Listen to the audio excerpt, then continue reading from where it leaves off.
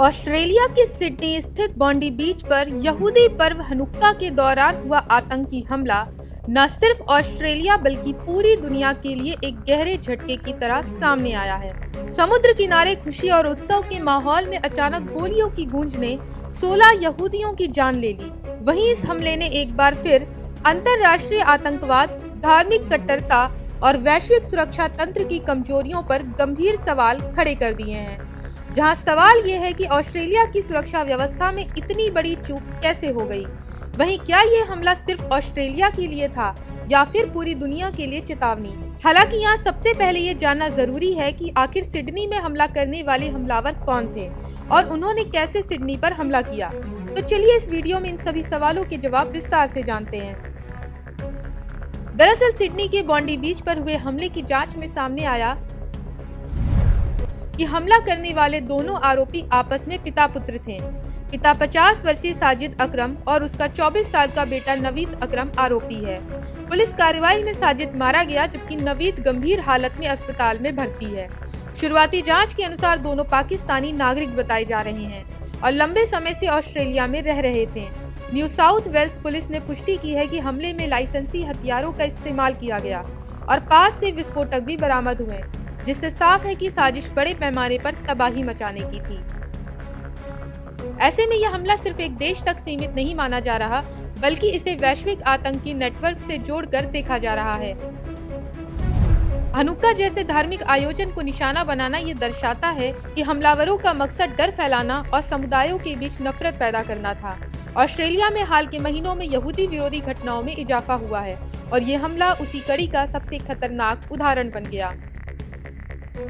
इस बीच अमेरिका में भी आतंकी घटनाओं ने माहौल को और गंभीर बना दिया है। सीरिया में अमेरिकी सैनिकों पर आईएसआईएस के हमले के बाद राष्ट्रपति डोनाल्ड ट्रंप ने सख्त लहजे में कहा कि आतंकियों को बहुत भारी कीमत चुकानी पड़ेगी।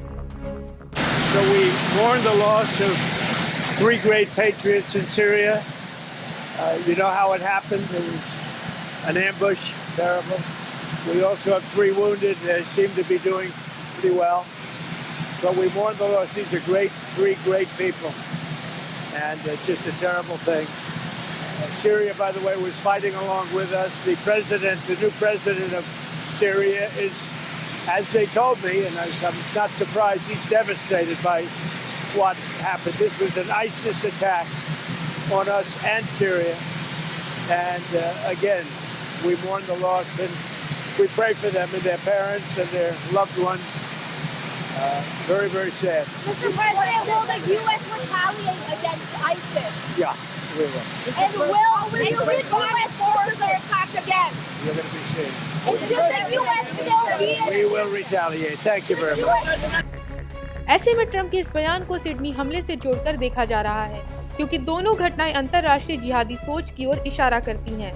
हालांकि सिडनी हमले में सीधे तौर पर आईएसआईएस की जिम्मेदारी सामने नहीं आई है, लेकिन जांच एजेंसियां इस एंगल से भी पड़ताल कर रही हैं।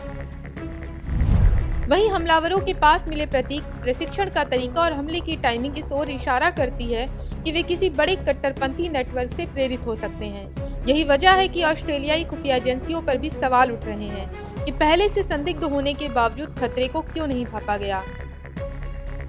वहीं सिडनी में हुए हमले पर ऑस्ट्रेलिया सरकार की प्रतिक्रिया भी सामने आई है। प्रधानमंत्री एंथनी एल्बनीज ने इस हमले को देश के इतिहास के सबसे काले दिनों में से एक बताया है। उन्होंने कहा कि ऑस्ट्रेलिया नफरत और आतंक के आगे कभी नहीं झुकेगा। सरकार ने सख्त गन लॉ और आतंकवाद से जुड़े कानूनों को और मजबूत करने के संकेत दिए हैं।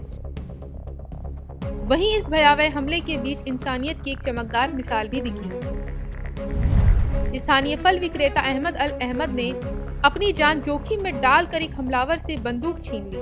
गोली लगने के बावजूद उनका साहस दुनिया भर में सराहा जा रहा है, जो कि यह दिखाता है कि आतंक कितना भी क्रूर क्यों ना हो, मानव साहस उसे चुनौती दे सकता है।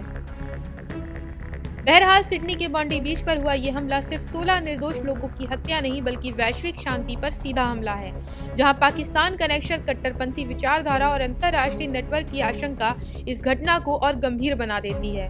वहीं ट्रंप की चेतावनी और ऑस्ट्रेलिया की सख्त प्रतिक्रिया इस बात का संकेत है कि अब आतंकवाद के खिलाफ वैश्विक स्तर पर एकजुट और निर्णायक कदम उठाने का समय आ गया है।